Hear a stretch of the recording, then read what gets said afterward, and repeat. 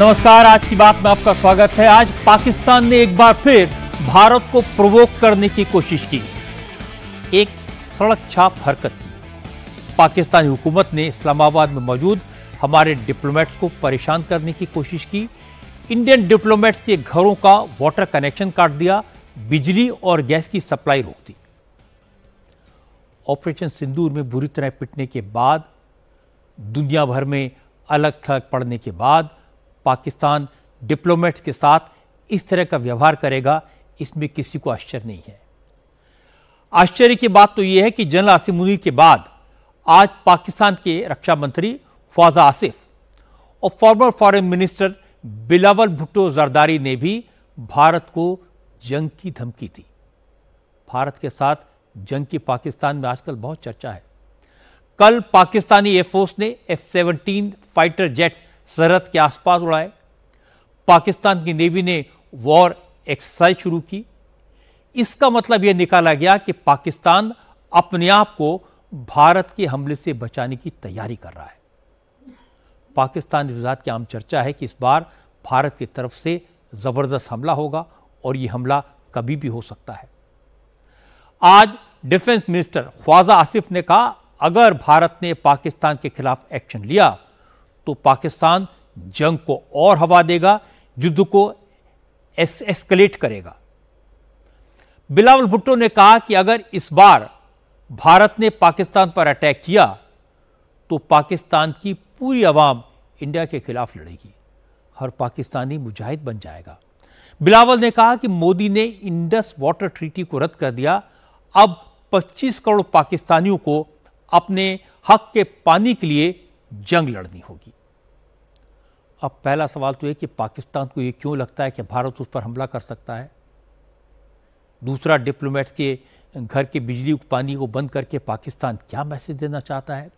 और तीसरा, पाकिस्तान के जनरल्स और वहां के हुक्मरान भारत को बार बार जंग की धमकी देने की हिमाकत क्यों कर रहे हैं। इस पर बात करेंगे आज की बात में, लेकिन पहले आपको सुनाता हूं ख्वाजा आसिफ की बात। ऑपरेशन सिंदूर के दौरान भारत से बुरी तरह हारने वाला पाकिस्तान अब धमकियों पर कैसे उतर आया है, इसका उदाहरण है ख्वाजा आसिफ का ये बयान। जो ख्वाजा आसिफ ऑपरेशन सिंदूर के दौरान बार बार रो रहे थे कि हमको भारत ने बहुत बुरी तरह मारा, हमारे एयरबेसेस उड़ा दिए, हमारा पानी रोक दिया, अब वही ख्वाजा आसिफ पाकिस्तानी न्यूज चैनल्स के स्टूडियोज में बैठकर भारत को आंख दिखाने की कोशिश कर रहे हैं। पाकिस्तान के डिफेंस मिनिस्टर ख्वाजा आसिफ ने कहा, इस बार भारत ने जंग छेड़ी तो बेहद खतरनाक अंजाम भुगतना पड़ेगा। पाकिस्तान के एक टीवी चैनल को दिए गए इंटरव्यू में ख्वाजा आसिफ ने कहा, इस बार लड़ाई शुरू हुई तो सिर्फ बॉर्डर एरिया तक लिमिटेड नहीं रहेगी, इस बार जंग का दायरा बहुत बड़ा होगा। पाकिस्तान भारत के अंदर जाकर हमला करेगा, भारत में अंदर घुसकर हमला करेंगे। ऐसे लफ्ज ख्वाजा आसिफ के मुंह से सुनकर किसी को भी हंसी आएगी। ख्वाजा आसिफ वो शख्स हैं जिन्होंने ऑपरेशन सिंदूर के दौरान सबसे पहले कबूल किया था कि भारत ने पाकिस्तान को बुरी तरह धोया है। अब वही ख्वाजा आसिफ कह रहे हैं कि अगर भारत ने अब फिर हमला किया तो पाकिस्तान जंग को और भड़काएगा। मजे की बात है कि इसी इंटरव्यू में ख्वाजा आसिफ ने यह भी बता दिया कि वो भारत के साथ जंग की धमकियां क्यों दे रहे हैं। ख्वाजा आसिफ का असली डर प्राइम मिनिस्टर नरेंद्र मोदी को लेकर है। पाकिस्तान के डिफेंस मिनिस्टर ने कहा, मोदी इस समय अपने देश में घिर गए हैं और डेस्परेशन में वो लोगों का ध्यान हटाने के लिए पाकिस्तान पर अटैक कर सकते हैं। ख्वाजा आसिफ की इस धमकी को भारत सरकार ने जवाब देने लायक भी नहीं समझा, लेकिन हमारी सेना के रिटायर्ड मेजर जनरल संजय मिश्र ने कहा, लगता है कि पाकिस्तान के नेताओं की अकल अभी ठिकाने नहीं आई है। अब पाकिस्तान ने कोई गड़बड़ की तो अब की बार पाकिस्तान का वजूद ही मिट जाएगा। संजय मिस्टर ने कहा कि अगली बार पाकिस्तान को ऐसा सबक सिखाया जाएगा कि मुनीर की फौज को भागने का मौका भी नहीं मिलेगा। ये जो धमकी है कि हम हिंदुस्तान के अंदर घुस के मारेंगे और टेररिज्म करेंगे और न्यूक्लियर बॉम्ब्स करेंगे, करके देखे। इस टाइम भारत ने तो अपनी नेवी का इस्तेमाल ही नहीं किया। हमारी जो नेवी वहां डिप्लॉयड थी, ब्रह्मोस और एयरक्राफ्ट कैरियर्स, पता नहीं क्या हाल करते पाकिस्तान का। तो ये जो प्रेशर टैक्टिक्स खेल रहे हैं, कि भारत के खिलाफ ये स्टेटमेंट देने। भारत की फौज, भारत की लीडरशिप और भारत की जनता बिल्कुल तैयार है, डट के मुकाबला करेंगे और पाकिस्तान को ऐसा हराएंगे। भारत की फौज ऐसा हिट करेगी पाकिस्तान को। आपने एक ट्रेलर तो देख लिया है और जिस प्रकार डिफेंस मिनिस्टर ने बोला था, पिक्चर तो बाकी है, ऑप सिंदूर अभी खत्म नहीं हुआ है, अभी सिर्फ पॉज हुआ है और पाकिस्तान की हम यह हल करेंगे कि उनको याद भी नहीं होगा। और ये न्यूक्लियर बोगी बहुत बोल लिया उन्होंने। इस टाइम हमने किराना हिल्स के पास भी बॉम्ब गिराए हैं, तो पता है कि भारत की काबिलियत क्या है, भारत की शक्ति क्या है और हम ऐसा करके दिखाएंगे कि पाकिस्तान को याद भी नहीं रहेगा। और हो सकता है कि पाकिस्तान की जनता इस टाइम यही मिलिट्री लीडरशिप के साथ अगेंस्ट खड़ी होगी। जनरल मेस्टन कह रहे हैं कि पिक्चर भी बाकी है, पाकिस्तान को बहुत कुछ देखना बाकी है। लेकिन पाकिस्तान के farmer foreign minister Bilawal Bhutto ने भी आज भारत को अंजाम भुगतने की धमकी दे डाली। बिलावल ने कहा कि भारत ने इंडस वाटर ट्रीटी सस्पेंड करके अच्छा नहीं किया, ये पाकिस्तान की लाइफ लाइन काटने की कोशिश है। बिलावल ने कहा अगर भारत ने पाकिस्तान के हक का पानी रोका, कोई बांध बनाया, तो पाकिस्तान इसको ऐलान जंग मानेगा और इस बार जंग आर पार की होगी। बिलावल ने कहा अपने हिस्से के पानी के लिए पाकिस्तान किसी भी हद तक जाने को तैयार है। जो उन्होंने तारीखी तौर पे ये जो फैसले किए हैं, जो तारीख में माजी में हमने कितने जंग लड़े हैं, मगर किसी ने ये सोचा भी नहीं कि सिंधु पे इस तरीके से हमला करना के ऐलान करे, डैम बनाने के ऐलान करे, कनाल बनाने के लिए ऐलान करे और पाकिस्तान के 200 मिलियन अवाम को ये धमकी देना कि हम आपका पानी को रोक देंगे। इस धमकी के बारे में, इस हमला के बारे में हमने दुनिया भर में आवाज उठाया है। हम इस जिद्दोजहद में मुझे आपकी ज़रूरत है। हमने सब एक होके मोदी की बर्बारियत पे, मोदी के इस हमले के बारे में, मोदी के इस इरादे के बारे में आवाज़ उठाना है और जिद्दोजहद करना है ताकि इस जुल्म को भी हम रोक सकें। चाहे ख्वाजा आसिफ हो, चाहे बिलावल भुट्टो, मोदी का डर इनके चेहरों पर दिखाई तो देता है, इनकी आवाज़ों में सुनाई देता है। बिलावल के इस बयान पर defence expert retired major general Sanjay Soi ने कहा पाकिस्तान की जो रेगुलर वैन है उसकी बहुत बात करता है, तो भारत ने सिंधु समझौता रद्द करके पाकिस्तान की वही शाही रग दबा दी है। इसलिए पाकिस्तान दर्द से बिलबिला रहा है और धमकियां देने पर उतर आया है। मेजर जनरल सोई ने कहा कि धमकियों से अब कुछ होगा नहीं, क्योंकि नरेंद्र मोदी ने साफ कह दिया कि खून और पानी साथ साथ नहीं बह सकते। पाकिस्तान सुधर जाए वरना भारत उसके साथ कोई मुरव्वत नहीं करेगा। सिंधु नदी के पानी के रोकने के लिए जो भारत ने एक्शन लिया था, उसके लिए पाकिस्तान को जो दर्द महसूस हो रहा है वो बहुत नजर आ रहा है। कहीं आसिम मुनीर अमेरिका में बैठ के कह रहे हैं कि अगर बांध बनाए तो हम उसको मिसाइल से तोड़ देंगे। बिलावल भुट्टो कह रहा है कि ये ठीक नहीं होगा। बिलावल भुट्टो ने एक बार नहीं अनेकों बार कहा है इस बात को कि संधि अगर हमने पानी रोकने की कोशिश की तो उसका अंजाम भयंकर होगा। कर लो भाई जो भयंकर करना है, हम तो करेंगे। अगर आप इस तरह से आतंकवाद करते रहोगे, आतंकियों को भारत में भेजते रहोगे, तो भारत को जो एक्शन उचित लगेगा, जो हमें काम उचित लगेगा, हम उस हिसाब से करेंगे। आपने जो करना है कर लो। हमने घुस के मारा, हम पानी रोकेंगे। जब तक आप आतंक के साथ रहोगे, हम आपसे बातचीत नहीं कर सकते, हम आपके साथ व्यापार नहीं कर सकते, हम आपके साथ सहयोग नहीं कर सकते। भारत के खिलाफ बिलावल और ख्वाजा आसिफ की धमकियों भरे बयान पाकिस्तान के आर्मी चीफ आसिम मुनीर के बयान के बाद आए हैं। अमेरिका के दौरे पर गए आसिम मुनीर ने भारत को एटम बम का डर दिखाकर धमकाया था। कहा था अगर पाकिस्तान की जान पर बन आई तो फिर वो एटम बम का इस्तेमाल करके आधी दुनिया को उड़ा देंगे। लेकिन बड़ी बात यह है कि अब अमेरिका के बड़े बड़े एक्सपर्ट्स आसिम मुनीर को global terrorist Osama bin Laden से कंपेयर कर रहे हैं। अमेरिका के डिपार्टमेंट ऑफ डिफेंस पेंटागन के फॉर्मर ऑफिशियल माइकल रूबिन ने आसिम मुनीर को सूट बूट में ओसामा बिन लादेन बताया। माइकल रूबिन ने कहा कि आसिम मुनीर दुनिया को तबाह करने जैसी धमकियां दे रहे हैं। वैसी धमकी ओसामा बिन लादेन दिया करता था। रूबिन ने कहा कि पाकिस्तानी फौज के दहशतगर्दों से रिश्ते कोई सीक्रेट नहीं है। ऐसे में मुनीर जब एटम बम चलाने की धमकी दे रहे हैं तो ये आतंकियों को ग्रीन सिग्नल देता है कि वो भारत को निशाना बनाए। माइकल रूबिन ने कहा इसमें कोई शक नहीं कि पाकिस्तान एक फेल्ड स्टेट है। उसके एटम बम आतंकवादियों के हाथों में पड़ सकते हैं। अगर ऐसा हुआ तो यह पूरी दुनिया के लिए खतरनाक होगा। Pakistan's threats on American soil अमेरिकी धरती पर पाकिस्तान की धमकियां पूरी तरह से अस्वीकार्य हैं और ये कई लोगों के मन में सवाल उठा रहा है कि क्या वो एक राज्य होने की जिम्मेदारियों को पूरा कर सकता है। क्या इसे खत्म करने का समय आ गया है? फील्ड मार्शल की बयानबाजी हमें इस्लामिक स्टेट और ओसामा बिन लादेन की बयानबाजियों की याद दिलाती है। अमेरिका को भी बहुत सतर्क रहना चाहिए, क्योंकि जिस तरह आसिम मुनीर ने शाह रग काटने की धमकी दी, उसके बाद पहलगाम का आतंकी हमला हुआ। उसी तरह टैंपा फ्लोरिडा में उनके बयान से आतंकियों को इस बात की हरी झंडी मिल सकती है कि वो पाकिस्तान के परमाणु हथियारों पर काबिज हो जाएं। इनमें से कई आतंकी संगठनों का संबंध पाकिस्तानी फौज से भी है। हम इस वक्त बहुत खतरनाक हालात का सामना कर रहे हैं। अमेरिका के एक और एक्सपर्ट माइकल कुगलमैन ने कहा, सिंधु जल समझौता सस्पेंड होने के बाद पाकिस्तान बेहद परेशान है, बेचैन है, क्योंकि भारत ने पाकिस्तान की सबसे कमजोर नस दबा दी है। इसीलिए फ्रस्ट्रेशन में आसिम मुनीर एटम बम का डर दिखाकर चाहता है कि भारत सिंधु जल समझौता बहाल कर दे।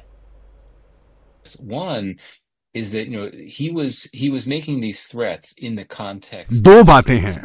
पहला तो ये कि आसिम मुनीर ने ये धमकी भारत के सिंधु जल समझौते को सस्पेंड करने और आगे चलकर कोई नया बांध बनाने की संभावना को देखते हुए दी है। ऐसे में पाकिस्तान के आर्मी चीफ का इतना सख्त बयान देना ये दिखाता है कि पाकिस्तान के लोग भारत के सिंधु समझौता निलंबित करने के फैसले से किस कदर चिंतित हैं। उनके आला अधिकारी भी बेहद चिंतित हैं और इसीलिए उन्होंने इस तरह की धमकी दी है, क्योंकि पहलगाम हमले के बाद यह एक बड़ा असैनिक मगर कड़ा कदम था जो भारत ने पाकिस्तान के खिलाफ उठाया था। मुनीर के बयान के चुनिंदा हिस्सों को उस बैठक से भारत के मीडिया को लीक किया गया। ऐसा लगता है कि मुनीर ने यह बयान जानबूझकर लीक कराया ताकि दुनिया को यह संदेश दे सकें कि परमाणु हथियारों के मामले में पाकिस्तान अपने पहले एटमी विकल्प इस्तेमाल करने की नीति पर कायम है। इंटरेस्टिंग बात यह कि आसिम मुनीर का बयान जब पाकिस्तान को भारी पड़ने लगा तो पाकिस्तान की सरकार दावा करने लगी कि आसिम मुनीर ने न्यूक्लियर बम की कोई बात अमेरिका में नहीं कही। पाकिस्तान के डिफेंस मिनिस्टर ख्वाजा आसिफ ने कहा, भारत आसिम मुनीर के बयान को बेवजह इशू बना रहा है। जनरल मुनीर ने ऐसी कोई धमकी दी नहीं और इसका कोई सबूत किसी के पास है ही नहीं। माइकल रूबिन की बात सही है कि जनरल मुनीर मिलिट्री वर्दी में ओसामा बिन लादेन है। उसकी हरकतें एक आतंकवादी से कम नहीं हैं। ख्वाजा आसिफ तो सच्चाई से दूर टीवी स्टूडियो के वॉर एक्सपर्ट हैं और बिलावल भुट्टो पाकिस्तान का पप्पू है। ऐसे लोगों के हाथ में न्यूक्लियर बम पूरे रीजन के लिए खतरा है। ये बात अमेरिका को सोचनी चाहिए, जिसकी धरती पर खड़े होकर आसिम मुनीर दुनिया को न्यूक्लियर वॉर की धमकी दे रहा है। अमेरिका कैसे भूल गया कि ओसामा बिन लादेन कहां मिला था, उसे किसने छुपा कर रखा था। अमेरिका ये कैसे भूल गया कि 9/11 पर हमला करने वालों की बैकग्राउंड क्या थी। लेकिन भारत को याद है कि 26/11 का हमला किसने किया था। पहलगाम के आतंकी पाकिस्तान से आए थे। अब पाकिस्तान का पूरा डिफेंस सिस्टम, पाकिस्तान का हर एयरफोर्स स्टेशन और पाकिस्तान का हर न्यूक्लियर सेंटर भारतीय मिसाइल्स के निशाने पर है। इसीलिए भारत किसी भी खतरे का सामना करने के लिए तैयार है। डोनाल्ड ट्रंप को भी पाकिस्तान की असलियत का अंदाजा बहुत जल्दी हो जाएगा। प्रेसिडेंट ट्रंप को लेकर आज एक और खबर आई। टैरिफ के नाम पर पूरी दुनिया को धमका रहे ट्रंप आज चीन के सामने एक बार फिर झुके झुके नजर आए। ट्रंप ने चीन के ऊपर टैरिफ लगाने का फैसला 90 दिनों के लिए फिर टाल दिया। ट्रंप ने सोशल मीडिया पोस्ट पर लिखा, चीन के साथ ट्रेड डील को लेकर बातचीत अच्छी चल रही है और इसीलिए उन्होंने टैरिफ लगाने का फैसला 90 दिनों के लिए टाल दिया है। ट्रंप ने अप्रैल में चीन के ऊपर 245% टैरिफ लगा दिया था, 245%, जिसके जवाब में चीन ने भी अमेरिका पर 145% टैरिफ लगाया था, 145%। हालांकि दोनों देशों ने बाद में एक इंटरिम ट्रेड डील करके एक दूसरे के एक्सपोर्ट पर लगा टैरिफ वापस ले लिया था और टैरिफ का फैसला 90 दिनों के लिए टाल दिया था। अब ट्रंप ने एक बार फिर से चीन को टैरिफ में 90 डेज की छूट दी है। इसके जवाब में चीन ने भी अमेरिका पर टैरिफ लगाने का फैसला 3 महीने के लिए टाल दिया है। ट्रंप ने सेमीकंडक्टर चिप बनाने वाली कंपनी नेविडिया को हाई एंड चिप चीन को एक्सपोर्ट करने की परमिशन भी दे दी है। इसके बदले एनवीडिया चीन को चिप बेचने से होने वाली आमदनी का 15% हिस्सा अमेरिकी सरकार को देगी। इसी साल अप्रैल में ट्रंप ने नेशनल सिक्योरिटी का हवाला देकर एनवीडिया और एएमडी के ऊपर चीन को हाई एंड चिप बेचने पर पाबंदी लगाई थी।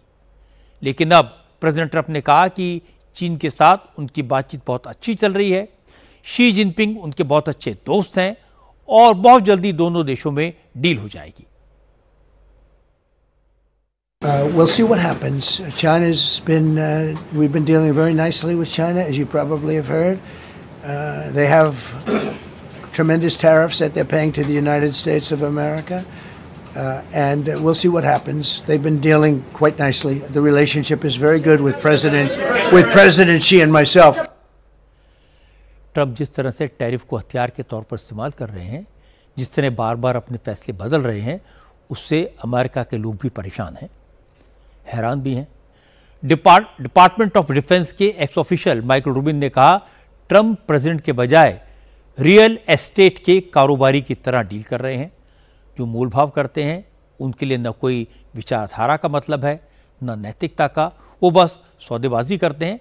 माइकल रूबिन ने कहा कि भारत ने टैरिफ के मामले में ट्रंप के खिलाफ जो कड़ा कदम उठाया है, कड़ा रुख अपनाया है, वो बिल्कुल ठीक है। ट्रंप को इसी भाषा में जवाब दिया जाना चाहिए। Well, first of all, Donald Trump is a businessman. Donald Trump तो बस एक कारोबारी हैं, और वो कारोबारी ही नहीं, रियल एस्टेट के कारोबारी हैं। तो उनको हॉर्स ट्रेडिंग की आदत है, वो मोल भाव के माहिर हैं।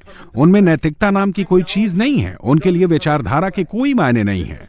हमें अभी ये बात समझने की जरूरत है। ट्रंप के मामले में एक बात समझने की है कि वो अचानक बदल सकते हैं, और जिस तरह जॉर्ज ऑरवेल ने अपनी किताब 1984 के इतिहास को नए सिरे से लिखा है, उसी तरह डोनाल्ड ट्रंप भी अपना नया इतिहास लिखना चाहते हैं। वो कैमरे के सामने कोई बात कहते हैं और अगले हफ्ते ऐसा बर्ताव करते हैं कि जैसे कुछ हुआ ही नहीं, उन्होंने कुछ कहा ही नहीं। सच बात तो यह है कि ट्रंप का इस तरह भारत को टारगेट करना बिल्कुल गलत है। अमेरिका खुद रूस से यूरेनियम हेक्साफ्लोराइड और दूसरे रणनीतिक खनिज खरीदता है। किसी को ट्रंप को बताना चाहिए कि वो इस मामले में पाखंडी हैं, और भारत का अपने हितों के लिए मजबूती से खड़े होना बिल्कुल सही है। जो बात अमेरिकन एक्सपर्ट्स आज कह रहे हैं, एग्जैक्टली वही बात 2 हफ्ते पहले मैंने आपसे कही थी। जो लोग ट्रंप को पॉलिटिशियन की नज़र से देख रहे हैं, ट्रंप के फैसलों को डिप्लोमेटिक नज़रिए से देख रहे हैं, उनका नज़रिया ही गलत है, सोचने का तरीका गलत है। क्योंकि ट्रंप न तो राजनेता हैं, न डिप्लोमेट हैं, वो विशुद्ध रूप से एक बिजनेसमैन है। इंटरनेशनल डील्स को भी रियल एस्टेट की तरह डील करते हैं। इसीलिए ट्रंप के फैसलों से अमेरिका के लोग भी परेशान हैं और आश्चर्यचकित भी हैं। हालांकि आज भारत ने फिर साफ कर दिया कि किसानों और डेयरी प्रोड्यूसर के हिस्सों से कोई समझौता नहीं होगा। आज लोकसभा में कॉमर्स एंड इंडस्ट्री के minister of state Jitin Prasad ने कहा, अमेरिका ने भारत के फार्मास्यूटिकल्स और इलेक्ट्रॉनिक सामानों पर कोई एडिशनल टैरिफ नहीं लगाया है। जितिन प्रसाद ने कहा कि 7 अगस्त से अमेरिका ने भारत पर जो रेसिप्रोकल टैरिफ लगाया है, वो भारत के 55% प्रोडक्ट्स पर लगा है। जितिन प्रसाद ने बताया कि भारत अमेरिका के साथ ट्रेड डील करने की बात कर रहा है। 5 राउंड बात हो चुकी है। अगले राउंड की बातचीत के लिए अमेरिका की ट्रेड टीम 24 अगस्त को भारत आएगी। इसके बाद कृषि मंत्री शिवराज सिंह चौहान ने भरोसा दिया कि भारत अमेरिका के साथ एग्रीकल्चरल प्रोडक्ट्स के लिए अपने बाजार नहीं खोलेगा। शिवराज सिंह ने कहा कि भारत अमेरिका के कारोबारियों को जेनेटिकली मॉडिफाइड प्रोडक्ट्स बेचने की परमिशन भी नहीं देगा। पूरा देश आशंकित था। समझौता, टैरिफ, कहीं की तो सांसें थम रही थी। कुछ लोग प्रतीक्षा कर रहे थे कि फंस जाए कहीं, अगर टैरिफ लग समझौता हो जाए तो। लेकिन आज मैं पूरे संतोष के साथ कह रहा हूं, मैं हृदय से अपने प्रधानमंत्री को धन्यवाद देता हूं। जो आपकी भावनाएं थी उन तक पहुंचाई हमने, और प्रधानमंत्री ने तय किया। और इसी मंच से कहा, इसी मंच से, अभी 4-5 दिन पहले की घटना है कि व्यक्तिगत रूप से मेरा कितना भी बड़ा नुकसान हो जाए, लेकिन किसान हितों के साथ समझौता नहीं किया जाएगा, नहीं किया जाएगा, नहीं किया जाएगा। इसमें कोई शक नहीं कि नरेंद्र मोदी ने हिम्मत दिखाई, किसानों के हितों से कोई समझौता नहीं किया। सारी दुनिया कहती रही कि नरेंद्र मोदी ट्रंप के प्रेशर में हैं। ट्रंप कहते रहे उन्होंने अपने प्रेशर में टैरिफ डील करवाई। लेकिन अब बिल्कुल साफ हो गया, भारत ने टैरिफ के प्रेशर में कोई डील नहीं की, किसी डील के प्रेशर में कोई समझौता नहीं किया। अब बात करते हैं सियासत की। आज उत्तर प्रदेश विधानसभा में इंटरेस्टिंग वाकया हुआ। विपक्ष के हंगामे के बीच क्वेश्चन चलाने पर सहमति बन गई। विपक्ष के नेताओं ने जल शक्ति मिशन और ग्राम सड़क योजना पर सरकार को घेरने की कोशिश की। इसी दौरान समाजवादी पार्टी के विधायक मोहम्मद फहीम इरफान ने आरोप लगाया कि जल शक्ति मिशन के तहत उनके इलाके में आधे अधूरे काम हुए हैं, गांव में पानी नहीं आ रहा, टंकियां गिर रही हैं, पूरी योजना में करप्शन हुआ है। इरफान ने इल्जाम लगाया कि जल शक्ति मंत्री स्वतंत्र देव सिंह ने सदन को गलत फिगर्स दिए हैं। सदन में मुख्यमंत्री योगी आदित्यनाथ भी बैठे थे। इरफान ने कहा कि मुख्यमंत्री को इसकी जांच करानी चाहिए। यह बात स्वतंत्र देव सिंह को चुभ गई। वो खड़े हुए और इरफान को चैलेंज किया कि वो अपनी पत्नी की कसम खाकर कहें कि उनके गांव में पानी नहीं पहुंचा। अगर इमरान खान बीबी की कसम खा लें तो वो तुरंत मंत्री पद छोड़ देंगे। अब मोहम्मद फहीम इरफान फंस गए। उन्होंने वाइफ की कसम खाने से इनकार कर दिया। लेकिन बात यह खत्म नहीं हुई। स्वतंत्र देव सिंह कितनी तैयारी और कितने कॉन्फिडेंस के साथ सदन में आए थे, इसका अंदाजा इरफान साहब को भी नहीं था। स्वतंत्र देव सिंह ने मोहम्मद फहीम इरफान के गांव का नाम बताया, गांव के प्रधान का नाम बताया और स्पीकर से कहा कि इसी वक्त ग्राम प्रधान को फोन करके पूछा जाए कि उनके गांव में पानी पहुंचा है या नहीं। अगर ग्राम प्रधान कह देगा कि पानी नहीं पहुंचा तो वो इस्तीफा दे देंगे। स्वतंत्र देव सिंह ने कहा कि योगी सरकार में लफाजी नहीं होती, इसलिए इस तरह के बेबुनियाद इल्जाम लगाना ठीक नहीं है। मैं इरफान से कहना चाहता हूं कि अपनी बीवी की कसम खाकर खाओ कि मेरे गांव में पानी नहीं पहुंचता है। आपके गांव में पानी नहीं पहुंचता, अपनी बीवी की कसम खाकर बोलिए। पार्षद छात्री आप बोलिए, अभी अपनी बीवी का कसम खाकर बता दीजिए मेरे गांव में पानी नहीं। उसकी तो जल्दी खा लेगा। एक मिनट माननीय अध्यक्ष जी, अपनी बीवी का कसम खाकर बोले कि मेरे गांव में पानी नहीं आ रहा घर का।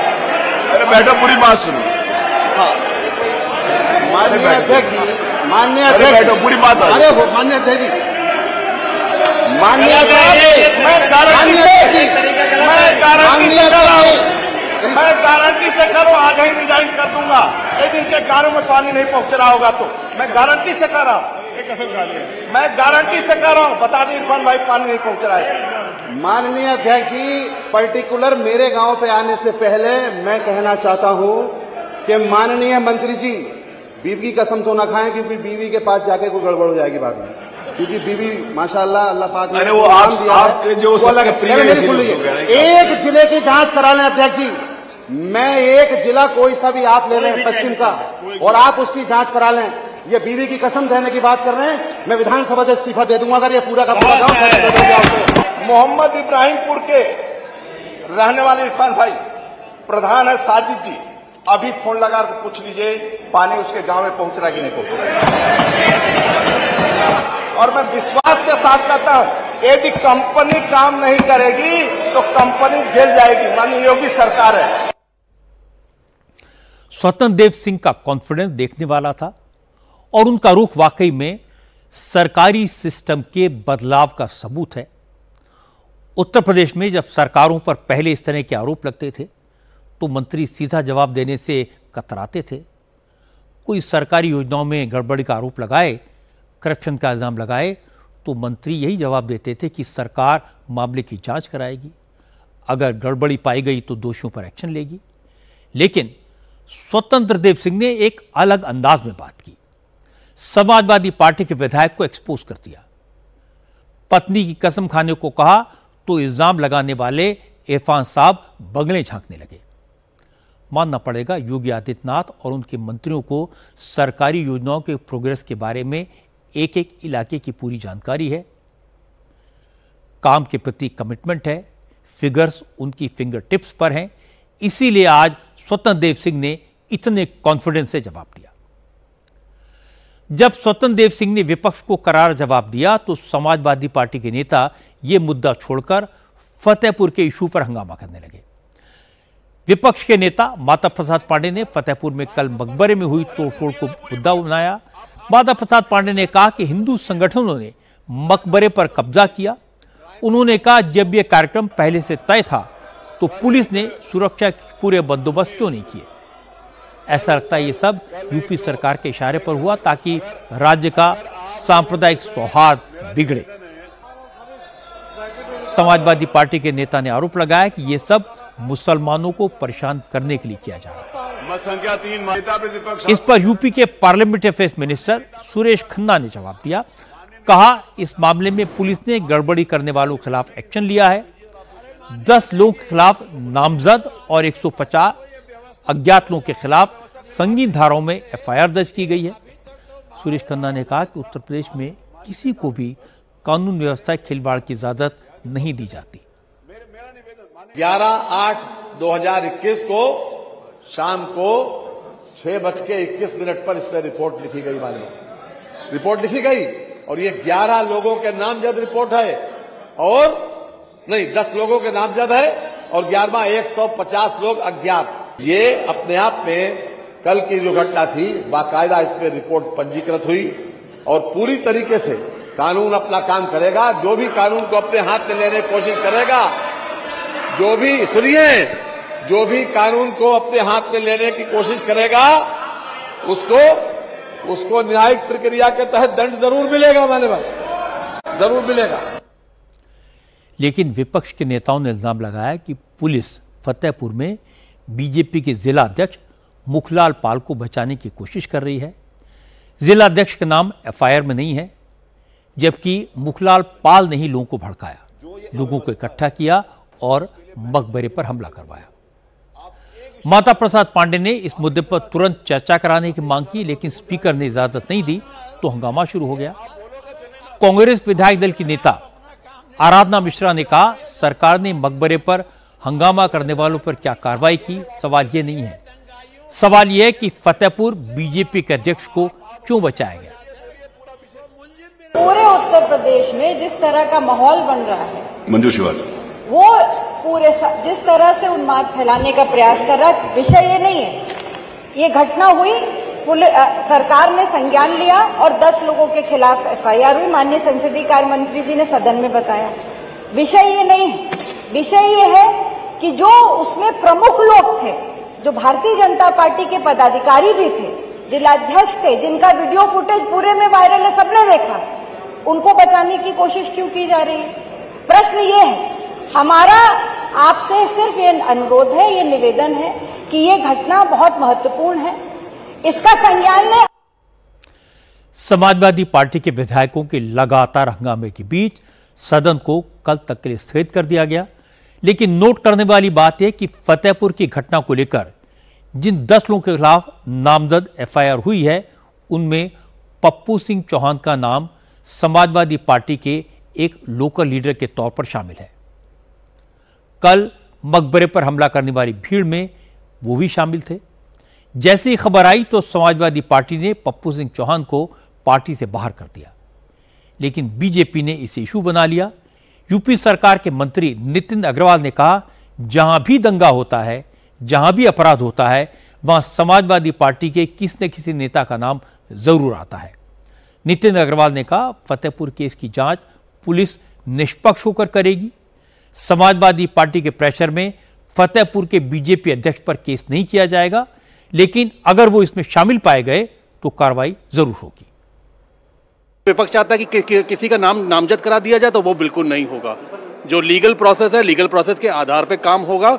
जो लोग भी उसमें दोषी पाए जाएंगे, एफआईआर हो चुकी है, अगर और भी कोई लोग उसमें दोषी पाए जाएंगे, वो इन्वेस्टिगेशन का मैटर है, तो पुलिस उस पर कार्रवाई करेगी। हर प्रकरण में आपने देखा होगा कि जहां भी कोई दंगा होता है, कोई बवाल होता है, उसमें समाजवादी पार्टी के कार्यकर्ता होते हैं, शामिल होते हैं। अब अगर किसी एक को निष्कासन करके फेस सेविंग करने की कोशिश कर रहे हैं, तो ये मुझे लगता है कि ये जनता सब समझ चुकी है। और मैं ये कहना चाहता हूँ, प्रदेश में ये माननीय योगी जी की सरकार है, हम अपराध पे जीरो टॉलरेंस की नीति हमने अपनाई हुई है।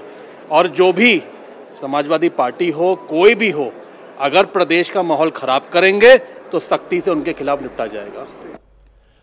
फतेहपुर में अब शांति है, भारी संख्या में पुलिस फोर्स तैनात है, लेकिन अब सियासत गर्म हो चुकी है। और यह बात सही है कि बीजेपी के जिला अध्यक्ष ने ही मकबरे का मुद्दा उठाया था, लोगों को भड़काया था, लोगों से मकबरे के शुद्धिकरण के लिए इकट्ठा होने की अपील की थी। जिस वक्त भीड़ ने मकबरे पर धावा बोला, उस वक्त मुखलाल पाल खुद मौके पर मौजूद थे। आज इसका एक वीडियो भी सामने आया, जिसमें वो फतेहपुर के एसपी से धमकी भरे अंदाज में ये कहता हुआ दिखाई दे रहा है कि दम है तो गोली चलाकर दिखाओ। ये मुलायम सिंह की सरकार थोड़े है। एसपी साहब, आपने कहा था ना कि 7 बजे हम बैठक करेंगे, कहा था कि नहीं कहा था? बताइए। ये मुलायम सिंह की सरकार नहीं है कि आप गोली चलवा दोगे, और आपकी हिम्मत है तो आज गोली चलवा कर देखिएगा। अरे बार बार कह रहा हूँ आपको, घूमते रहते हैं। कल आपने 7 बजे कहा था, क्यों नहीं बुलाया भाई? क्यों नहीं बुलाया आपने? आपने स्पष्ट किया है कि 7 बजे आपने मनमानी की है, मैंने जिलाधिकारी महोदय को बताया है। इसी वीडियो को आज मायावती, अखिलेश यादव से लेकर असदुद्दीन ओवैसी तक तमाम नेताओं ने मुद्दा बनाया। फतेहपुर के केस में निष्पक्ष कार्रवाई की मांग की। ओवैसी ने कहा कि कल फतेहपुर के विजुअल देखकर उन्हें 1992 का बाबरी मस्जिद का विध्वंस याद आ गया। देश में जहां जहां बीजेपी की सरकारें हैं, वहां एक ही एजेंडा है, किसी न किसी बहाने मुसलमानों को परेशान किया जाए। हेटरेट का माहौल पूरे देश में बीजेपी ने जो बनाया है, और खास तौर से उत्तर प्रदेश में तो उनको खुली छूट दी गई है कि जो कोई भी मुसलमानों से रिलेटेड हिस्टोरिकल, कल्चरल, रिलीजियस जगह होगी, उस पर आप किसी भी किस्म से आप उस पर हमला कर सकते, कानून को अपने हाथ में ले सकते। और उत्तर प्रदेश की सरकार आंखें बंद कर लेगी, कानें बंद कर लेगी। अगर वही लोग मुसलमान समाज के होते तो क्या होता? तो कानून का इस्तेमाल जो है ना, मजहब को देखकर, पॉलिटिकल आइडियोलॉजी को देखकर इस्तेमाल किया जा रहा है, तो जाहिर है तो ये तो एक बेहतरीन मिसाल है मुसलमानों से हेटरेट की और उनको अप्रेस करने की। तो ऐसा लग रहा था कि फिर दोबारा 1992 वापस आ रहा है क्या? पुलिस की मौजूदगी में इनको कैसे इजाजत दी जा रही है? पुलिस क्या कर रही थी वहां पर? पुलिस के सामने खबरों को हमला तोड़ा जा रहा है, नुकसान किया जा रहा है, दरगाह के अंदर घुसकर उसकी तकद्दुस को पामाल किया जा रहा है। और आस्था क्या है फिर? आपकी आस्था किस में है? आपकी आस्था ना रूल ऑफ लॉ में है, ना आपकी आस्था प्रदेश को पीसफुल रखने में, बल्कि पर आप तो सिर्फ एक ही वन पॉइंट है, चाहे आसाम हो, यूपी हो, मुसलमानों को टारगेट किया जाए, बुलडोजर को इस्तेमाल किया जाए, बेघर किया जाए, या किसी मस्जिद दरगाह पर आप हमले कर दीजिए, या फिर बाद में कह दीजिए कि नहीं नहीं यहाँ पर वो आक्रामककारी आए थे और ऐसा हो गया, ये हो गया। तो ये एक बेहतरीन मिसाल है जुल्म की। फतेहपुर में कल जो हुआ वो वाकई में अफसोसजनक है। इस तरह की घटनाओं से ओवैसी जैसे नेताओं को बोलने का मौका मिलता है। पूरी दुनिया में देश की छवि खराब होती है। कुछ छुटभइये किस्म के नेता अपनी सियासत चमकाने के लिए इस तरह की हरकतें करते हैं, अपने 200-400 सपोर्टर्स को इकट्ठा करते हैं, तोड़फोड़ करते हैं और फिर कम्युनल टेंशन क्रिएट करते हैं और बदनामी मुल्क की होती है। फतेहपुर में एग्जैक्टली यही हुआ है। इसलिए फतेहपुर में बीजेपी के जिला अध्यक्ष के खिलाफ एक्शन होना ही चाहिए। अब बात करते हैं बिहार की, जहां सबसे ज्यादा चर्चा है वोटर लिस्ट के रिवीजन की। आज इस मामले में सुनवाई के दौरान सुप्रीम कोर्ट ने यह माना कि आधार कार्ड को नागरिकता का सबूत नहीं माना जा सकता। कोर्ट ने कहा कि चुनाव आयोग की बात सही है कि आधार कार्ड को नागरिकता के प्रमाण के रूप में स्वीकार करना मुश्किल है, इसे वेरीफाई करना जरूरी होता है। आज जस्टिस सूर्यकांत और जस्टिस जयमाला बागची की बेंच ने उन तमाम पिटीशन पर सुनवाई की जो वोटर लिस्ट के रिवीजन के खिलाफ फाइल की गई हैं। सुनवाई के दौरान आरोप लगाया गया कि 1 करोड़ वोटर्स के नाम लिस्ट से काटे गए हैं। इस पर सुप्रीम कोर्ट ने कहा कि 1 करोड़ का फिगर कहां से आया। 7 करोड़ 90 लाख कुल वोटर हैं, जिनमें से 7 करोड़ 24 लाख के नाम ड्राफ्ट रोल में हैं। कपिल सिब्बल ने इल्जाम लगाया कि बड़ी संख्या में लोगों को मृत बताकर, डेड बताकर उनके नाम काटे गए। कई ऐसे लोगों को मृत बता दिया गया जो जिंदा हैं। इस पर इलेक्शन कमीशन की तरफ से पेश हुए वकील राकेश द्विवेदी ने कहा यह सिर्फ ड्राफ्ट रोल है, इतनी बड़ी एक्सरसाइज में कहीं छोटी मोटी गलती हो सकती है, लेकिन यह कहना जिन्हें मृत बताया गया वो जीवित हैं, यह सही नहीं है। सुप्रीम कोर्ट ने भी पिटीशनर्स के वकीलों से पूछा जिन लोगों की मौत हो चुकी है क्या उनके नाम वोटर लिस्ट से काटना गलत है। यह तो इलेक्शन कमीशन की जिम्मेदारी है। कोर्ट में पिटीशनर्स की तरफ से दावा किया गया कि इलेक्शन कमीशन लोगों से जो दस्तावेज मांग रहा है वो बिहार के ज्यादातर लोगों के पास है ही नहीं। इस पर कोर्ट ने कहा कि वोट बनवाने के लिए कोई ना कोई दस्तावेज तो देना होगा। अगर फोन का सिम कार्ड लेने जाते हैं तो भी वोटर कार्ड, ड्राइविंग लाइसेंस या फिर रेजिडेंट का प्रमाण पत्र तो देना पड़ता है। इसलिए वोटर लिस्ट में नाम जोड़ने के लिए कुछ न कुछ पेपर तो देना होगा। हालांकि जस्टिस जयमाला बागची ने कहा वोटर लिस्ट के रिवीजन या ड्राफ्ट रोल तैयार करने से पहले जो तैयारी करनी होती है वो नहीं हुई है तो ये गंभीर मामला है। कोर्ट ने कहा कि जिन लोगों को गलत तरीके से मृत दिखाया गया है उन्हें सुधारा जाए। वोटर लिस्ट के रिवीजन के मामले में सुप्रीम कोर्ट ने इलेक्शन कमीशन की दलीलों को माना। हालांकि कोई फैसला नहीं सुनाया है। कल इस मामले में फिर सुनवाई होगी, लेकिन विरोधी दलों का सियासी हंगामा जारी है। आज पार्लियामेंट के दोनों सदनों में इस मुद्दे पर शोर शराबा हुआ। पार्लियामेंट के बाहर भी प्रोटेस्ट हुआ। कांग्रेस और दूसरे दलों के सांसद मिंता देवी के नाम वाली तस्वीर और टी शर्ट पहनकर पहुंचे थे। विपक्ष का दावा है कि मिंता देवी का नाम वोटर लिस्ट में है और उनकी उम्र 124 साल बताई गई है। वो 124 साल की फर्स्ट टाइम वोटर हैं।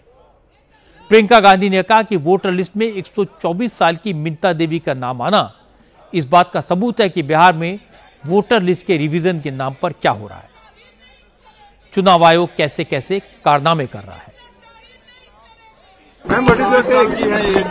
ये प्रतीक है और मतलब इसी चीज का कि क्या जो राहुल जी ने सब प्रेस कॉन्फ्रेंस में बताया कि सब फर्जी वोट लगा रखे हैं, सब नाम, पते, रिश्तेदारों के नाम सब फर्जी है।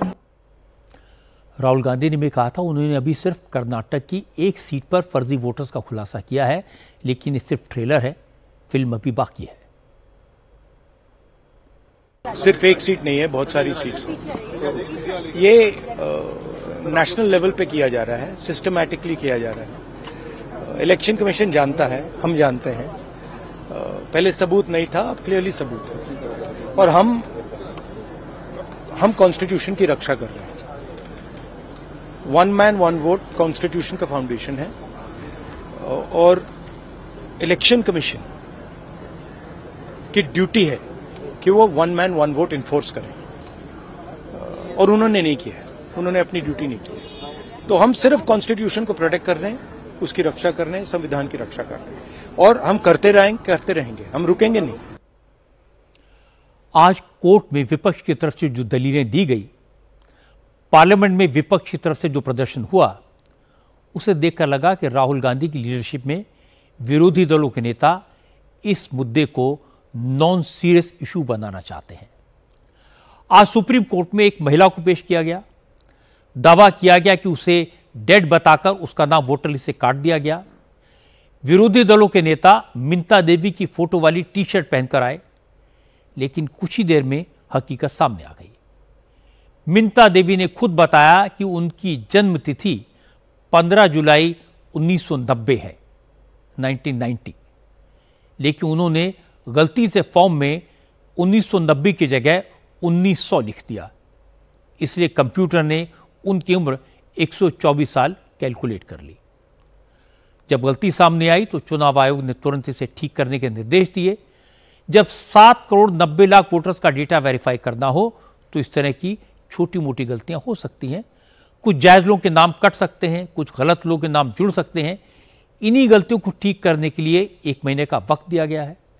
लेकिन अब तक बिहार में किसी राजनीतिक पार्टी ने वोटर लिस्ट में सुधार की एक भी शिकायत इलेक्शन कमीशन को नहीं दी है। इससे यह तो साफ है कि विरोधी दलों का मकसद चुनाव आयोग को बदनाम करना है, सरकार पर सवाल उठाना है, चुनाव की प्रक्रिया को बदनाम करना है, और ये लोकतंत्र के लिए अच्छा नहीं माना जा सकता। आज सुप्रीम कोर्ट से एक और बड़ी खबर आई। दिल्ली एनसीआर में पुरानी गाड़ियों के मालिकों को आज सुप्रीम कोर्ट ने बहुत बड़ी राहत दी है। फिलहाल दिल्ली एनसीआर में 10 साल पुरानी डीजल और 15 साल पुरानी पेट्रोल गाड़ियों को जब्त नहीं किया जाएगा। सुप्रीम कोर्ट ने पुरानी गाड़ियों के खिलाफ एक्शन पर रोक लगा दी है। असल में दिल्ली में इस मामले में सुप्रीम कोर्ट में एक पिटीशन फाइल की गई थी। दिल्ली सरकार की दलील थी कि गाड़ियों को स्क्रैप करने का फैसला गाड़ी की उम्र देखकर नहीं, फिटनेस को देखकर होना चाहिए। अगर गाड़ी पुरानी है लेकिन उसका पॉल्यूशन लेवल तय लिमिट के अंदर है तो ऐसी गाड़ियों को जब्त करने का कोई मतलब नहीं है। इस तर्क से सुप्रीम कोर्ट ने भी सहमति जताई। सुप्रीम कोर्ट ने कहा पहले तो लोग 40-50 साल तक कारों का इस्तेमाल करते थे और विंटेज कारें तो अभी भी दिल्ली में हैं, इसलिए 10-15 साल पुरानी गाड़ियों पर तुरंत पाबंदी लगाने का कोई मतलब नहीं है। इस मामले में सुप्रीम कोर्ट ने केंद्र सरकार से 4 हफ्ते में जवाब फाइल करने को कहा है और तब तक पुरानी गाड़ियों पर कोई कार्रवाई नहीं होगी।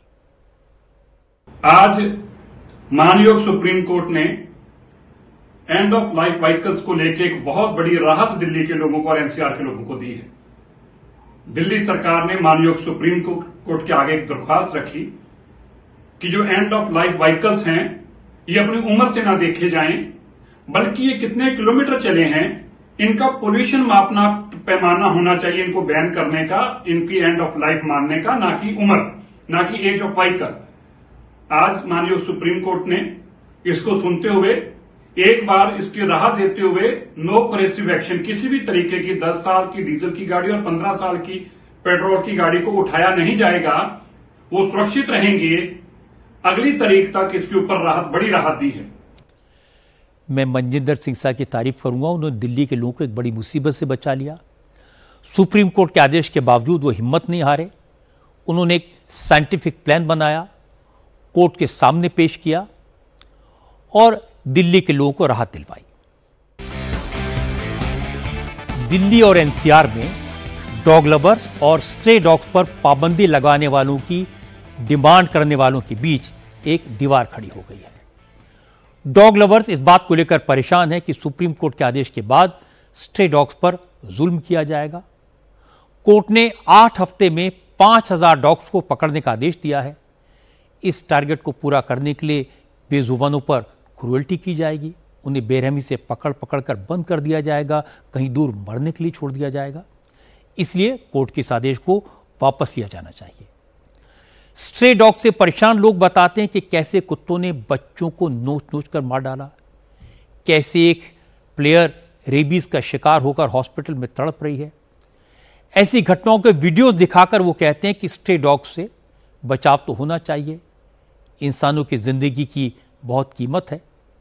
लेकिन डॉग लवर्स का तर्क है कि 1-2 स्ट्रे डॉग्स के कारण, 2-4 घटनाओं के कारण सारे के सारे कुत्तों पर अत्याचार कैसे किया जा सकता है। उनका कहना है कि शेल्टर का सुझाव बिल्कुल बेकार का है। दिल्ली और एनसीआर के 10 लाख स्ट्रे डॉग्स को शेल्टर देने के लिए 400 एकड़ जमीन की जरूरत पड़ेगी, वो कहां से आएगी। उनका कहना है कि इतने स्ट्रे डॉग्स को सिर्फ ठीक से खाना देने पर सालाना 1400 करोड़ रुपए का खर्चा आएगा, ये कौन देगा, कहां से आएगा। इस वक्त एमसीडी स्ट्रे डॉग्स पर सिर्फ 16 करोड़ रुपए खर्च करती है। तो ये चिंता तो वाजिब है। और फिर सवाल ये उठता है कि करें तो क्या करें। एक तरफ इंसानों की चिंता, दूसरी तरफ बेजुबान जानवरों की जिंदगी की चिंता। गलियों से, सड़कों से कुत्तों को हटाना समस्या का हल कतई नहीं हो सकता, क्योंकि इस समय ना तो शेल्टर्स हैं, ना फंड्स हैं, ना कोई प्लान है। तो फिर क्या किया जाए? इंडिया टीवी ने आपसे सुझाव मांगे हैं, लोगों से सजेशंस मांगे हैं। मेरा कहना है कि जो बेजुबान जानवर अपना दर्द समझा नहीं सकते, उनकी बात समझने की कोशिश करनी चाहिए। जो अपने लिए लड़ नहीं सकते, उनके लिए हमें लड़ना चाहिए। हम स्ट्रे डॉग्स को न तो सड़कों पर छोड़ सकते हैं, न उन्हें मरने के लिए छोड़ सकते हैं। ना तो हम ये चाहते हैं कि कोई एक बच्चा भी डॉग बाइट का शिकार हो, ना ही हम ये चाहते हैं कि एक भी स्ट्रे डॉग पर किसी तरह का कोई जुल्म हो, कोई अत्याचार हो। तो उन्हें कहाँ रखें, उनकी देखभाल कैसे करें? अगर आपके पास कोई सॉल्यूशन है तो हमें बताएं। आप अपना आइडिया में व्हाट्सएप पर भेज सकते हैं। नंबर है 9350593505। आप मेल कर सकते हैं idea@indiatvnews.com पर। याद रखिए, जिन 10 लाख स्ट्रे डॉग्स की बात की जा रही है, उनमें बड़ी संख्या में हेल्दी और वैक्सीनेटेड डॉग्स भी हैं। उन्हें उठाकर कहीं बंद करने की क्या जरूरत है? और दूसरी बात, यह मानना पड़ेगा कि स्ट्रे डॉग्स के स्टरलाइजेशन का जो प्लान बनाया गया था, वो पूरी तरह से फेल हो गया। इसीलिए यह प्रॉब्लम इतनी बड़ी बनी। जो एजेंसीज ठीक से स्टरलाइजेशन नहीं कर पाई, वो शेल्टर होम्स में डॉग्स की देखभाल कैसे करेंगी? ऐसे बहुत सारे सवाल हैं जिन पर विचार करना जरूरी है, जिनके जवाब मिलना जरूरी है। इंडिया टीवी को तो तलाश है एक समाधान की। अगर आपके पास ऐसा कोई तरीका है जो ह्यूमन भी हो और प्रैक्टिकल भी हो, तो हमें जरूर बताइए।